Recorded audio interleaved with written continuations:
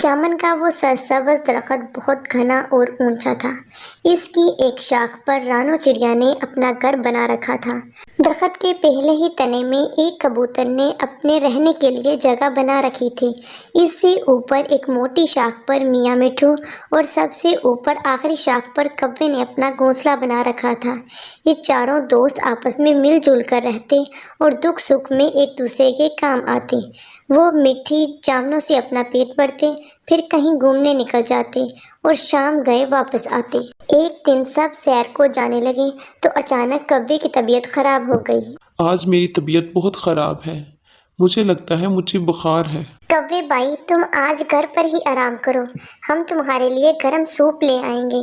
ٹھیک ہے، آج میں گھر پر ہی رکتا ہوں۔ شکریہ تم لوگوں کا، تم لوگ میرا بہت خیال رکھتے ہو۔ یہ بات سن کر کوا اپنے گھونسلے میں چلا گیا، جبکہ باقی تینوں سیر کو نکل گئے۔ کچھ دیر تو گھونسلے میں آرام کرتا رہا۔ جب ذرا دل گھبرایا تو درخت کی نچلی شاخ پر آ بیٹھا۔ اچانک اس کی نگاہ زمین پر گئی، جہاں ایک زخمی چڑیا کرا رہی تھی۔ کوا اسے دیکھ کر نیچے اتر آیا۔ کہاں سے آئی ہو بی چڑیا؟ بھائی کوے، کچھ شرارتی بچوں نے مجھے پتھر مار کر زخمی کر دیا ہے، میں بہت تکلیف میں ہوں۔ یہ جامن کا درخت مجھے اچھا لگا تو میں اب یہاں رہنے کا ارادہ کر کے آئی ہوں۔ نہیں چڑیا بی، یہاں تمہیں کوئی نہیں رہنے دے گا۔ نہیں کوے بھائی، میں بہت زخمی ہوں، مجھے بہت تکلیف ہو رہی ہے، میں یہیں رہنا چاہتی ہوں۔ نہیں بی چڑیا، تم یہاں نہیں رہ سکتی۔ اگر تم نے بھی یہاں رہنا شروع کر دیا تو جامن بہت تیزی سے ختم ہو جائے گی۔ چڑیا نے بہت محنت کی، لیکن کوے نے ایک نہ سنی۔ بیچاری چڑیا مشکل سے خود کو گھسیٹ کر وہاں سے جانے لگی، لیکن اگلے ہی قدم پر اوندے منہ گر گئی۔ اس کی آنکھوں میں آنسو آ گئے۔ اچانک دور سے اسے طوطا، رانو چڑیا اور کبوتر آتے دکھائی دیے۔ آج وہ وقت سے پہلے ہی لوٹ آئے تھے۔ انہوں نے زخمی چڑیا اور کوے کو دیکھا، پھر ساری کہانی معلوم کرنے کے بعد تینوں نے کوے کو دیکھا۔ آخر طوطا بولا، کوے بھائی، یہ درخت تو ہمیں اللہ نے دیا ہے، ہم اس پر کسی کو گھر بنانے سے کیسے روک سکتے ہیں؟ اگر دوسرے پرندے یہاں بسیرا کرنے لگیں گے تو تم لوگ بھوکے مرو گے۔ رزق دینے والی اللہ کی ذات ہے کوے بھائی، ہمارا رزق کوئی نہیں روک سکتا سوائے اللہ کے۔ آج سے چڑیا ہماری دوست ہے، جب تک یہ اڑ نہیں سکتی یہ میرے گھر میں رہے گی۔ کوے کو یہ بات پسند نہ آئی، مگر وہ خاموش رہا۔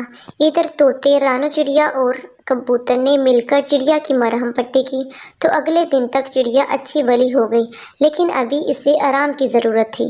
بی چڑیا، ابھی تمہیں مزید سکون کی ضرورت ہے، تم اسی درخت پر آرام کرو، ہم تمہارے لیے کچھ کھانے کو لے آئیں گے۔ اس کے بعد کوے سمیت وہ سب چڑیا کو درخت پر چھوڑ کر سیر کو نکل گئے۔ ابھی کچھ ہی دیر گزری تھی کہ درخت کی اوپر والی شاخ سے کوے کے بچوں کی چیخنے کی آوازیں آئیں۔ وہ مسلسل چیخ رہے تھے۔ چڑیا اڑتی ہوئی بچوں کے پاس پہنچی تو حیران رہ گئی۔ گھونسلے کے قریب ایک کالا سانپ کوے کے بچوں کو گھور رہا تھا۔ چڑیا یہ دیکھ کر گھبرا گئی۔ وہ چاہتی تو اڑ کر کہیں چلی جاتی اور اپنی جان بچا لیتی، مگر کوے کے بچے بہت چھوٹے تھے، وہ ابھی اڑنا بھی نہیں جانتے تھے اور چڑیا انہیں سانپ کا لقمہ بنتے نہیں دیکھ سکتی تھی۔ آخر چڑیا کو ایک ترکیب سوجھی۔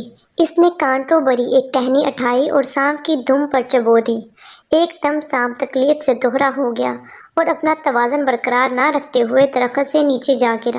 چڑیا نے جلدی سے کوے کے بچوں کو درخت کی ٹہنیوں میں چھپا دیا۔ ادھر جب وہ چاروں واپس آئے تو انہوں نے سہمی ہوئی چڑیا کو کوے کے گھونسلے کے پاس بیٹھے دیکھا۔ کوے نے اپنے بچوں کو کانٹے دار ٹہنیوں اور پتوں میں چھپا دیکھ کر شور مچا دیا۔ وہ چیخ چیخ کر کہہ رہا تھا، دیکھ لیا چڑیا سے ہمدردی کرنے کا انجام، یہ میرے بچوں کی جان لینے کی کوشش کر رہی تھی، اگر میں وقت پر نہ پہنچ جاتا تو آج میرے بچے مر چکے ہوتے۔ چڑیا بیچاری آنکھوں میں آنسو بھر لائی۔ طوطا اور کبوتر بھی پریشان ہو گئے۔ اچانک کوے کے بچوں نے بولنا شروع کیا، چڑیا بھی، آپ ہمیں چھوڑ کر مت جانا، ہم آپ کے ساتھ رہنا چاہتے ہیں۔ کوا یہ سن کر بہت حیران ہوا۔ تب بچوں نے تمام ماجرا سنایا تو سب خوفزدہ ہو گئے۔ ہم یہاں اپنے گھونسلے میں کھیل رہے تھے کہ اچانک سانپ آ گیا۔ سانپ ہمیں ڈسنے ہی والا تھا کہ ہماری چیخوں کی آوازیں سن کر چڑیا بھی آ گئی، اسی لیے آج ہماری جان بچ گئی، ورنہ شاید ہمیں سانپ کھا جاتا۔ کوا بہت زیادہ شرمندہ ہوا اور چڑیا سے معافی مانگنے لگا۔ مجھے معاف کر دو بہن، میں نے تمہارے ساتھ بہت زیادتی کی ہے، बहुत बदतमीजी की है, लेकिन तुमने फिर भी मेरे बच्चों की जान बचाई। बहुत शुक्रिया तुम्हारा। कव्वे भाई, इस वक्त ये सोचना जरूरी है कि हम सांप से खुद को कैसे बचा सकते हैं। हम कमज़ोर हैं, भला इसका मुकाबला कैसे कर सकते हैं? वैसे भी ये दरख्त बहुत अच्छा ठिकाना है, मालूम नहीं फिर ऐसा दरख्त मिले ना मिले। हाँ, तुम ठीक कहती हो, हमें अपनी जगह नहीं छोड़नी चाहिए। चिड़िया बहन, क्या तुम हमारे साथ नहीं जाओगी? नहीं बी चिड़िया, तुम लाजमी जाओगी हमारे साथ। हाँ ना, आज से हम सब दोस्त हैं, सब मिलकर रहेंगे। मैं ये सोच रही थी कि अगर कोई हमारे घर पर कब्जा करे तो घर छोड़ने के बजाय हमें दुश्मन का मुकाबला करना चाहिए। सब हैरान होकर चिड़िया की बातें सुनने लगे। भला हम सांप का मुकाबला कैसे कर सकते हैं?